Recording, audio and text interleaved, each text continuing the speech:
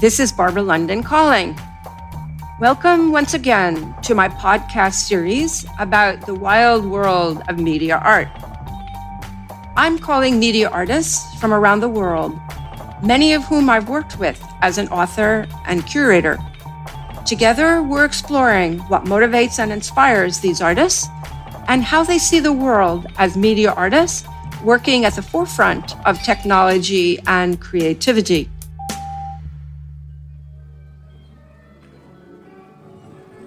Today, I'm calling Marina Rosenfeld, a Brooklyn-based composer, sound, and visual artist. In 1993, Marina orchestrated a performance art piece called Sheer Frost Orchestra. It was scored for 17 women, each playing an electric guitar using nothing but bottles of nail polish. Sitting in a line, the women were directed to play their guitars in a series of choreographed actions: drop, hop, drone, scratch, and A for anything.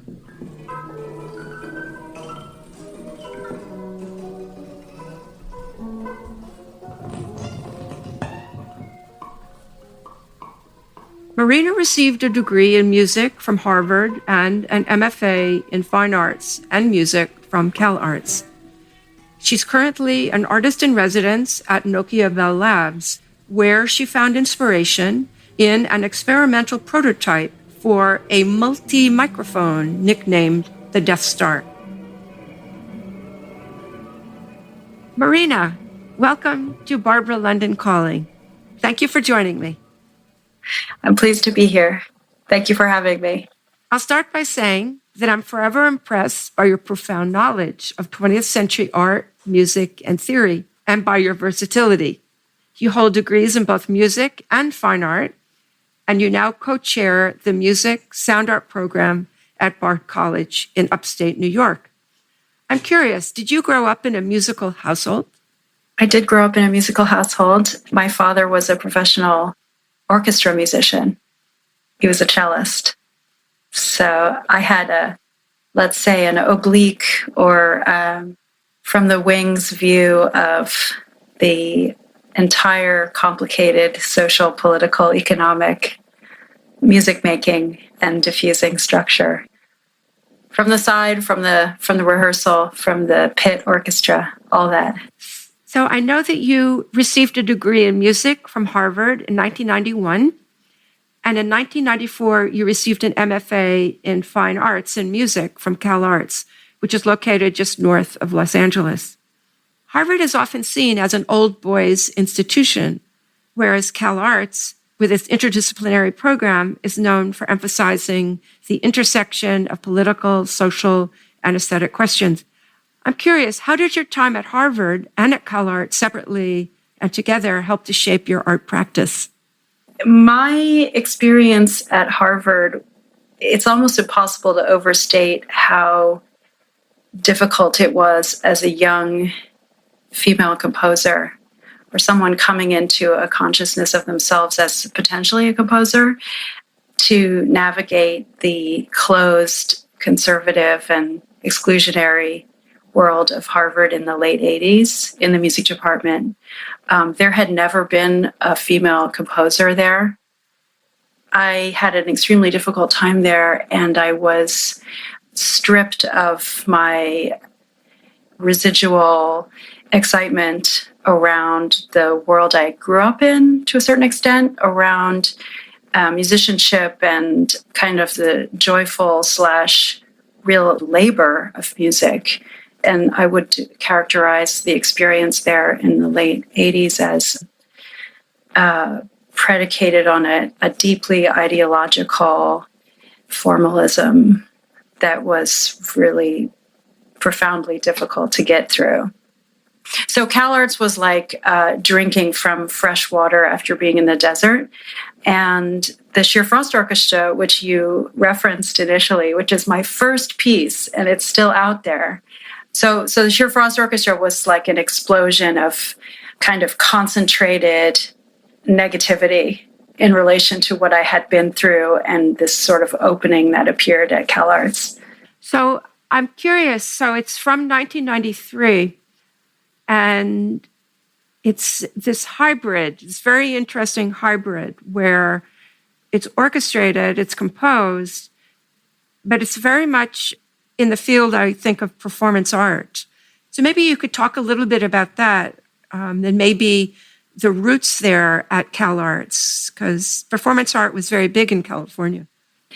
Well, yes, that piece was my contribution to that semester's crit conversation in Michael Asher's famous post-studio class. So that was a very scintillating and influential scenario to be in a room with my friends from the school and Michael Asher for a semester or two, with what I understood to be the task to like rebuild my mind around material concerns. It was the kind of like exposure and banishment of all of the kind of pieties and sanctimony around prescribed definitions. What was music? What was art? What was performance? What constituted the material of a work? That's sort of how I would see it. So I was like, well, I'm really mad. I would define myself as someone with a kind of Adornian personality in a way. Like I just really felt very oppositional about like what had taken place to bring me to this place where like I couldn't be the kind of artist I thought I had been training to be. Somehow I felt kind of like excluded, not just from the obvious exclusions I experienced at Harvard, but also like then I had this strange high modernist training, and I would even venture to say childhood, in the context of like California in the early 90s in CalArts, which everyone was so cool and so like surfers and people in bands and stuff. So I was like, what's my possibility here? And so the Sheer Frost Orchestra came out of experimenting with this, instrument that I had no experience with because I had been a trained pianist. So I was like, how do you play the electric guitar? And how do you be a female body with the history of what I at that time felt like were kind of false trainings and subjection in a sense? How do you produce a different subjectivity in relation to like this totally phallic, disgusting instrument? And then it was also like, how do you bring like a lot of women into this space of experimental music where there had been a real wasteland as far as that was concerned in my prior experience. So my solution was to like make a piece out of women and our troubled histories with this instrument.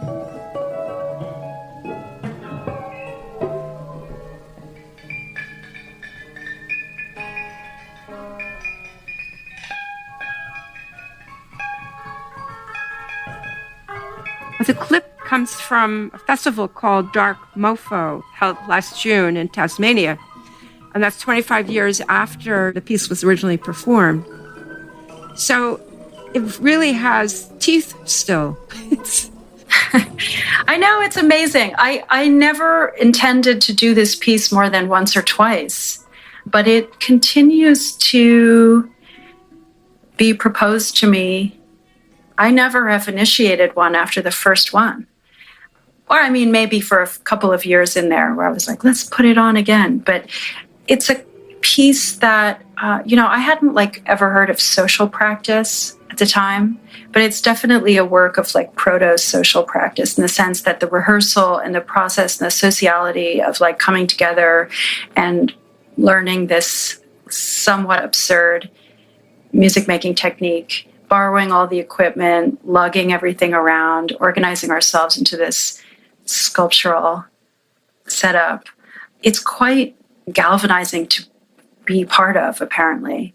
It seems insane now under quarantine to realize like last summer for a week I went to Tasmania to do this festival. But that is the pre-COVID way of the artist, right? Is let's just go anywhere. So And the previous year before that, I did one in Chicago as part of this cool conference that the Goethe Institute in Chicago put on called Sexing Sound. And the women who organized it in Chicago, also really had an interesting, they take it way beyond my original intentions in terms of kind of mining their experience. And people ended up publishing a series of first-person writings about it and what it was like to participate in, I guess, what is now kind of a work of historical feminist experimental music. So it just has a bit of a life of its own now, that piece. So I'm curious, in the years since Sheer Frost Orchestra, one could almost say that your work ratcheted up technologically.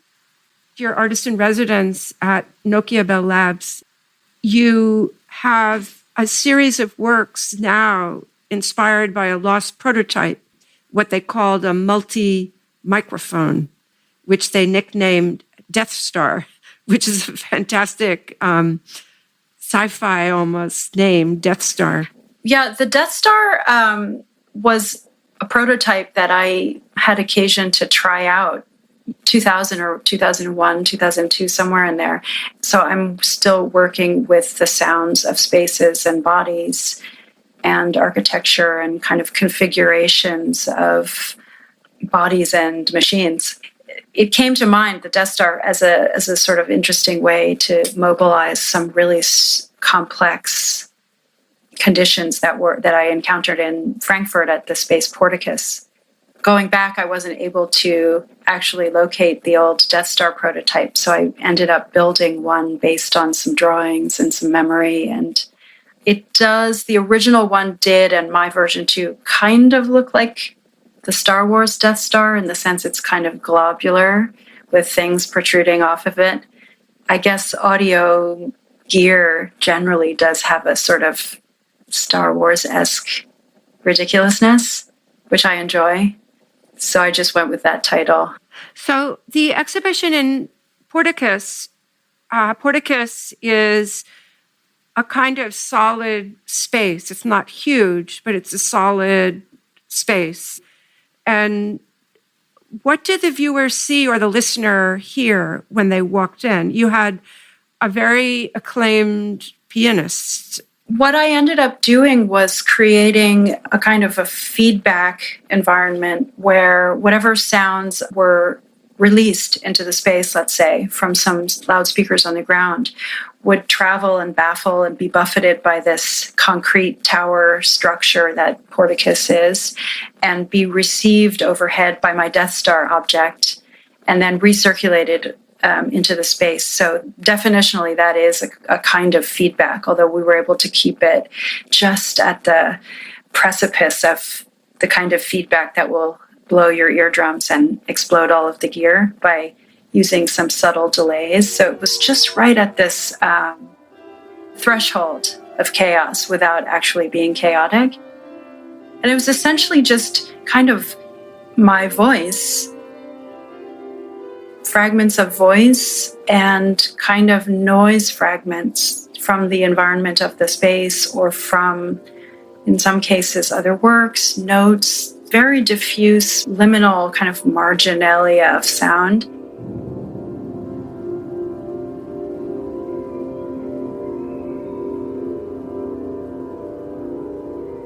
And then it was recuperated into this system and redistributed.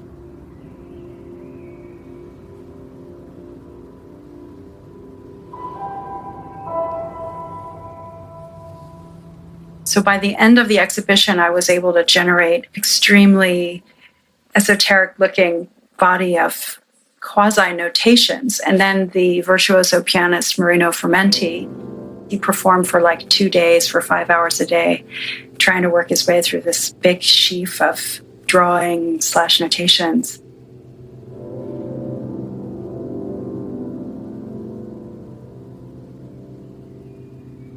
And then, of course, that sound was also recuperated into the system and redispersed. So there was this kind of densifying movement away, always kind of away from clarity towards a kind of it was like a negotiation in a way, you could say, between signal and what happens to a signal in a system.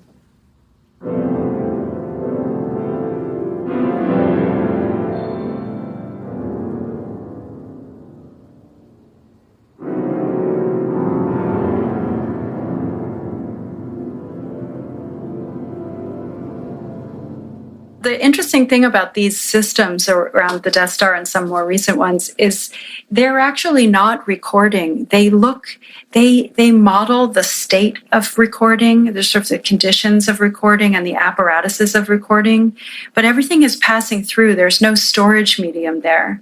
So periodically I had to go in and actually record if I want to keep something.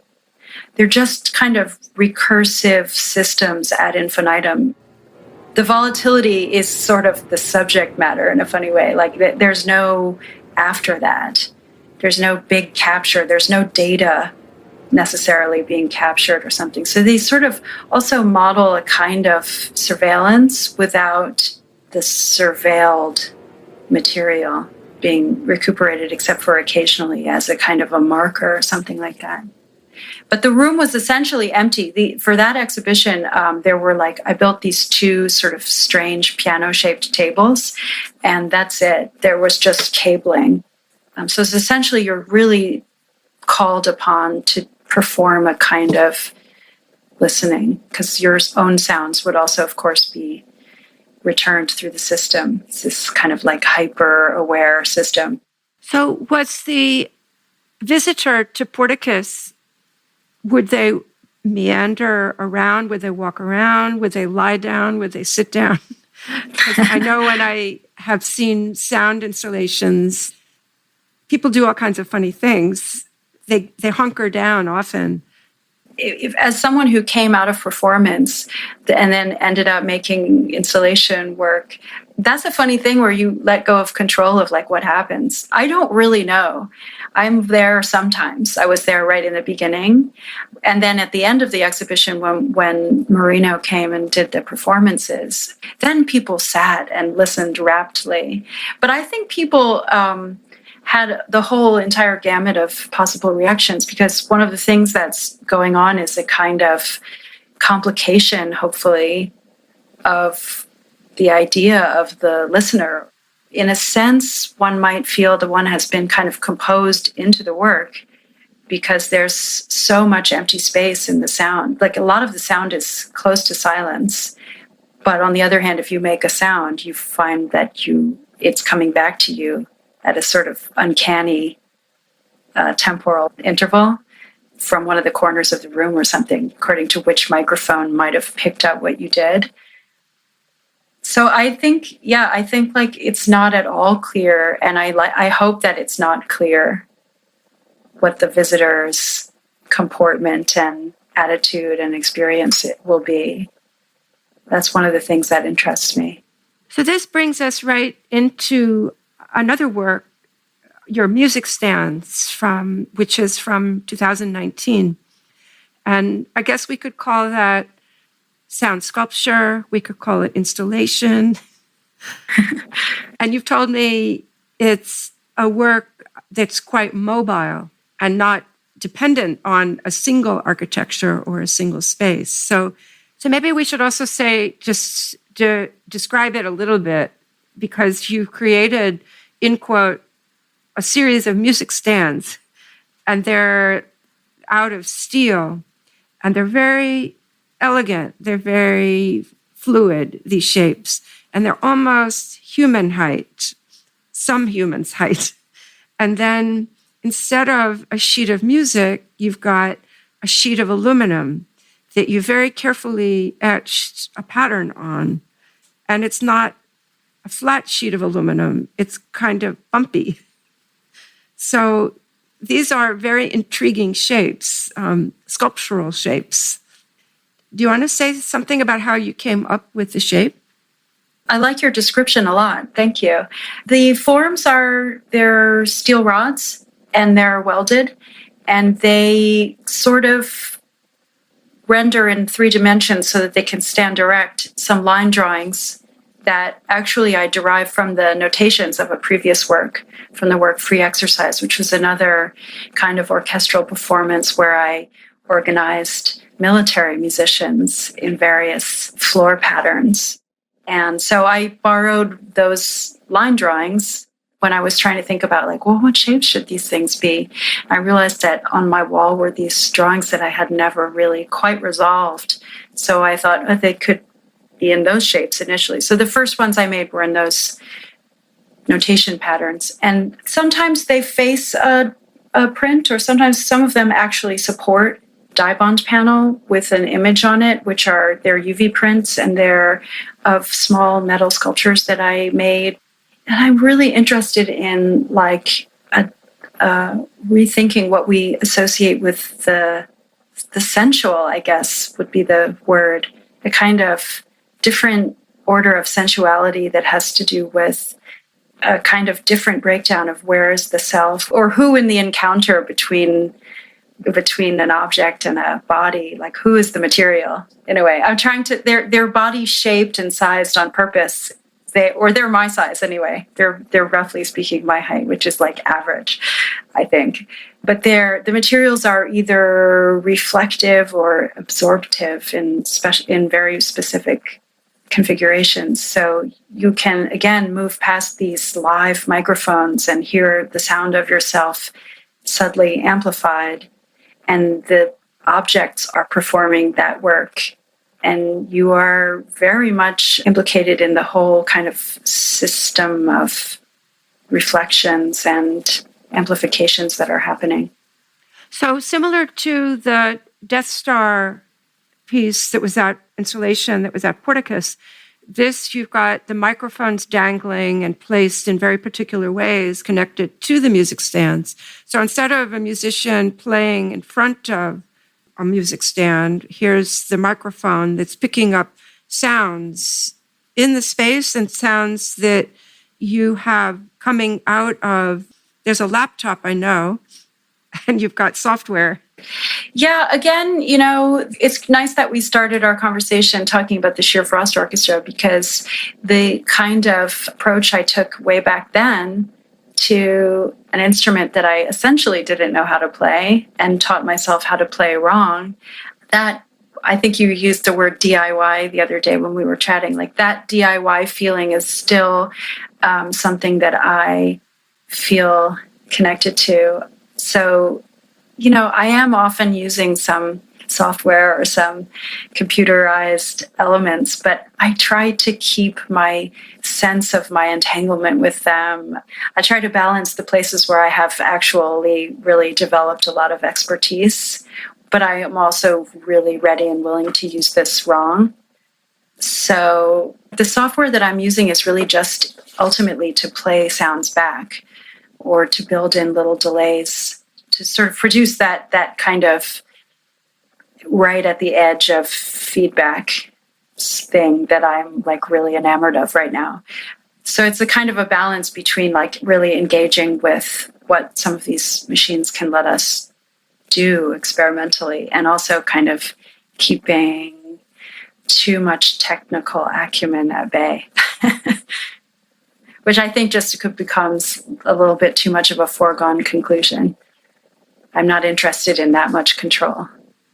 Well, it's like you have, I guess I should pose this as a question. There's a lot of flexibility in being a media artist, because I would call you, I don't really like definitions because they always get changed.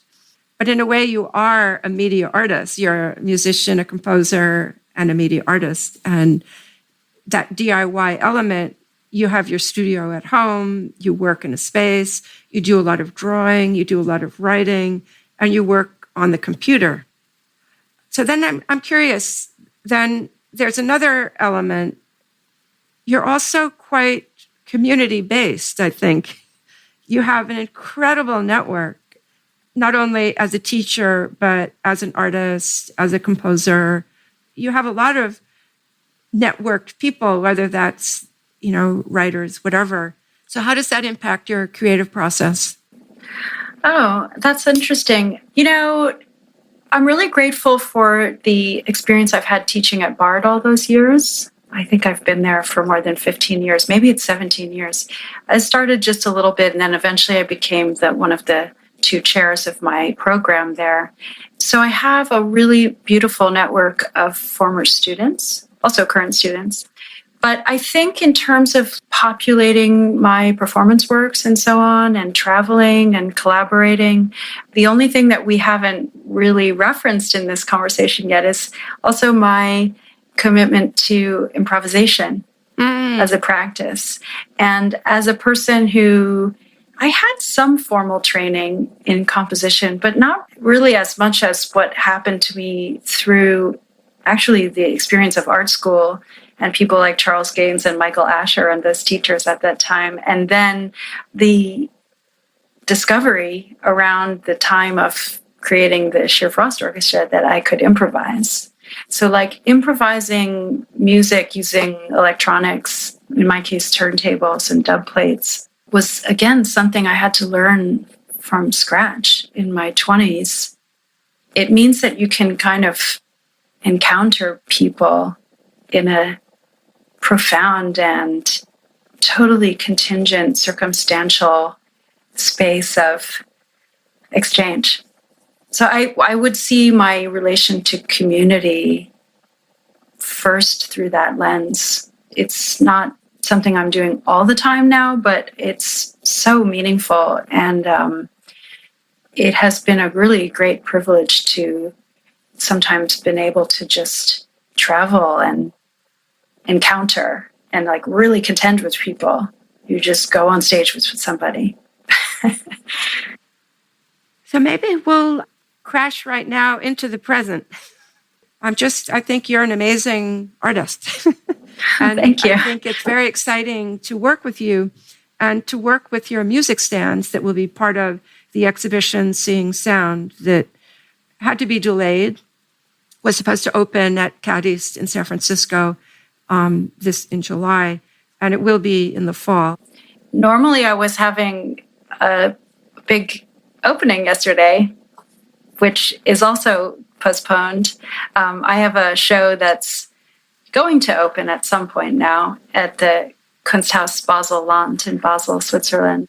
Well, I think you also said a few minutes ago that you work in the studio and this calamity, this COVID-19, you're working in solitude. And I think there will be a richness that comes out of that. There have been peaks and valleys in my morale, let's say, but I think that I'm such a weird artist, probably. I don't know how it came to be that I have the particular constellation of practices that I do. And, it's tough right now because for all the obvious reasons, but also a lot of the way that I work is thinking about presence. I don't even know if I'm allowed to plan for co-presence in the near future. I realized that one of the ways that I can maybe start to rethink some of what I'm doing in relation to the conditions we have right now, or that to compose is also to defer in a sense. It's a kind of a compartmentalization, or it separates the phases of a work into a kind of series of events. And so I've been thinking about how would I compose distance or absence as a kind of maybe quite natural outcome of the way I've worked until now, which has been so much about closeness and bodies coming into contact. This has to be on the horizon, but maybe there's also some kinds of spatializations that are going to emerge that have to do with more emphasis on separation in time. Like the space remains, but the simultaneity is kind of in a whole new category or something like that. But I don't have the answer yet. I think we're all in a slight shock in a way for now.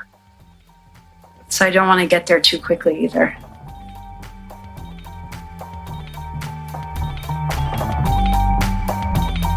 On behalf of Marina Rosenfeld, thanks for joining us for this episode of Barbara London Calling. Support for Barbara London Calling is generously provided by Bobby Crochet and Independent Curators International in conjunction with their upcoming exhibition, Seeing Sound, which I curated. Be sure to like and subscribe so you can keep up with all the latest episodes. Follow us on Instagram at Barbara London Calling and check out barbaralondon.net for transcripts of each episode and links to the works discussed.